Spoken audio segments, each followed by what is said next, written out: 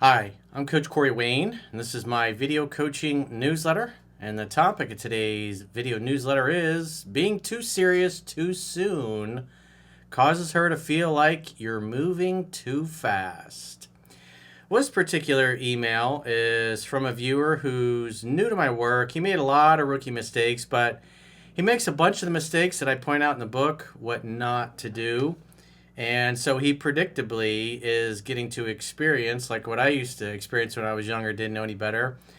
Girls really into him. They're texting all the time, sending emojis. Now there's less emojis. She says they're moving too fast. And now he hasn't heard from her in several days, whereas they had been talking and texting constantly. So it's just a good email. I know this guy's young, but I mean, dudes in their 60s and 70s don't know any better when they meet a girl they really like. We all kind of behave the same way if you don't know any better, because that's what you see on TV all the time. And when you see that archetype thousands and thousands of times over the course of your life, and you get emotionally anchored to it because of the mood and the music and the sound effects that they use, whether you realize it or not, you get brainwashed to think in ways that are the opposite of what comes natural and is innate to all of us. So let's go through his email. Hello, Rocky. So he says, "Hey, Coach, I just started reading your book and watching your videos after I felt her pulling away. I was dating this girl for a few weeks, and we texted every day. She would text me every morning saying, 'Good morning, handsome.' And I would text back, 'Good morning, beautiful.'" That's so boring. Good morning and good night texts are just boring. They're anti-challenge, they're anti-mystery. And it's cute at first, but after a while, you don't really appreciate it. Scarcity creates value. And so it would mean something a lot more if just out of the blue, you texted her, "Good morning, beautiful," "Good morning, gorgeous," "Good morning, sexy," whatever it is that you love about her, or your nicknames that you call each other. And it shouldn't be something that's done every day. It should be something that's done sparingly, because it'll mean a lot more. And plus, it helps you remain mysterious. And it's a scientific fact that women are more attracted to men whose feelings are unclear. And this guy was way too clear too soon. In essence, what happened was he started acting too effeminate and girly. And so, therefore, she started losing interest. I think some of the puppies are kind of trying to make their way in here. See if they can find their way over here. They'll start huffing and growling at me. They sound like little Ewoks when they bark. It's kind of funny. So he says, "Everything clicked. I was doing a lot of the stuff in your book without knowing the material. And on our third date, we went to a hockey game, then back to my place and played some darts. And she met my roommate and best friend. Well, ideally, as I discussed in the book, you don't want to be doing group dates or introducing her to your friends and your family. The idea is you're trying to control the controllables, which is her perception of you. And a lot of guys have friends that don't know any better, that don't have any game, and then as soon as you step away, they go up to the girl you're dating, thinking that they're being helpful, and then they start telling the girl about all the chicks that broke your heart, or that jerked you around, or that friend zoned you. And they go out of the way to tell the girl what a great guy you are and how bad things always seem to happen to you. And so it's just better, especially if you got men in your inner circle that just don't have any game, and they'll end up saying things that make you look less attractive. So that's something that I would recommend not doing, especially in the beginning. And that also goes for hanging out with her and her groups of friends, especially if there's guys in that group, because there might be a couple of beta male orbiters that are in the group that have always wanted to date her, and then you're coming into the group, and then you got these guys without realizing it that are trying to cockblock you because they don't want to see her date you. It's fine when she's head over heels in love and you're in a relationship and she's asked you to be exclusive, but when you just first start dating, you're just putting things in there. It's like, why create an opportunity where somebody can throw a monkey wrench into your budding relationship? So it's better to not do those things, especially if you got friends that just don't know what the hell they're doing. And then we went back out to a couple of other bars. We took it back to my place, and I thought I was going to get lucky. We kissed, but she told me I wasn't going to get it that easy, which I liked. Well, when a woman says, hey, I'm not having sex with you before coming up to your apartment, what that really means is I'm going to have sex with you as long as you don't talk me out of it. And so I assume he didn't understand the seduction process of 2 steps forward, 1 step back. He heard that and he just went, oh, I got to stop. I shouldn't even try. And became Mr. Nice and Mr. Respectful, Mr. White Knight. Women don't want to be labeled with the slut label. You got to remember that. And so sex has got to be the guy's fault. And she said, oh, I'm not going to be that easy. It's like, well, what made you think that I was going to sleep with you tonight? Just because we're doing a little kissy. Because you can flip it around and say the same thing back to her, which is kind of a challenge. And girls like that. But it sounds like he thought, uh-oh, better put the brakes and not try anything. So he gave up. He took the delay as an outright denial, which, again, if you don't know any better, that's fine. I mean, it's all in the book laid out. If you're new to my channel or my website, you can read 3% Man for free. All you got to do is subscribe to the email newsletter, and it'll open up right in your web browser.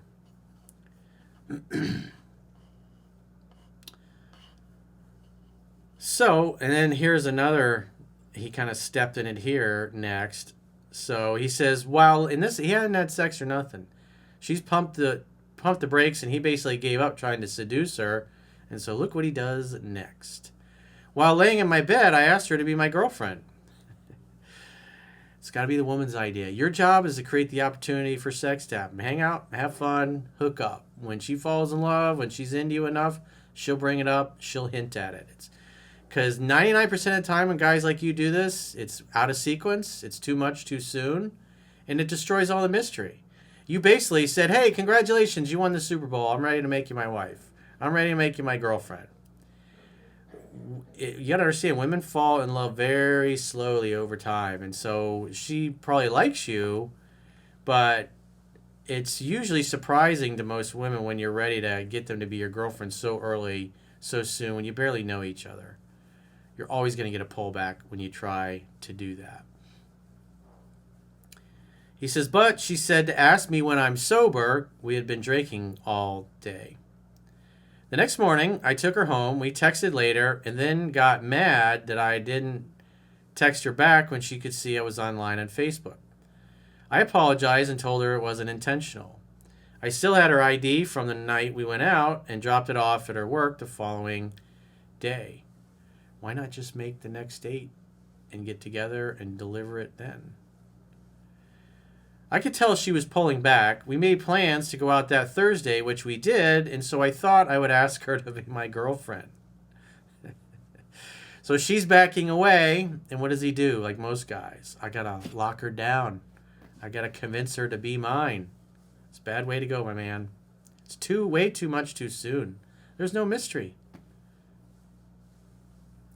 Another thing you got to remember is the Thich Nhat Hanh quote. You must love in such a way that the person you love feels free. So you go out on a couple of dates.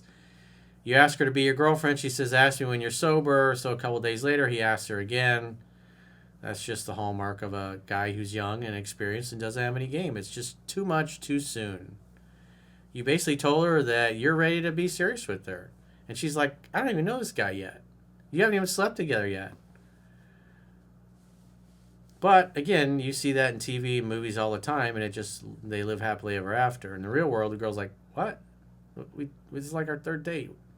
You barely even kissed her. And you're ready to be all serious?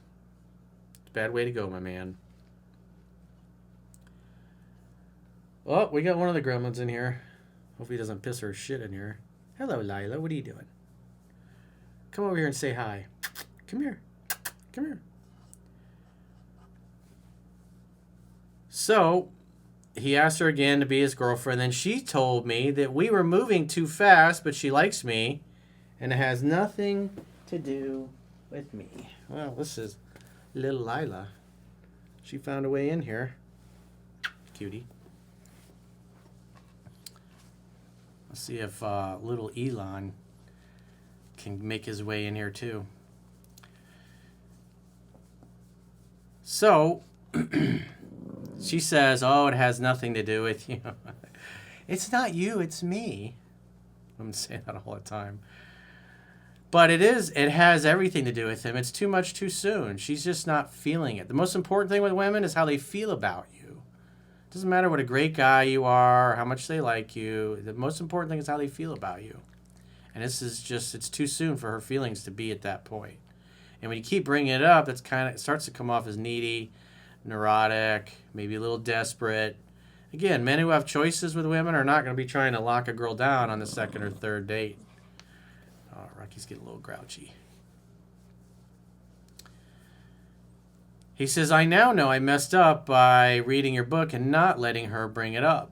Yeah, because you're way more into her than she's into you, and women like it way better. They like you more if they think that they're more into you than you are into them.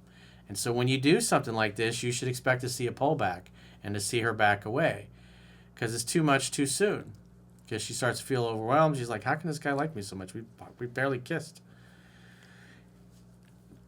He says, this girl is one of those you only find every 1 to 3 every 10 years. And I think I've messed it up for good. Well, you don't really know if she's that great. You had a handful of dates with her. You haven't even slept with her yet. So you just don't know what she's like.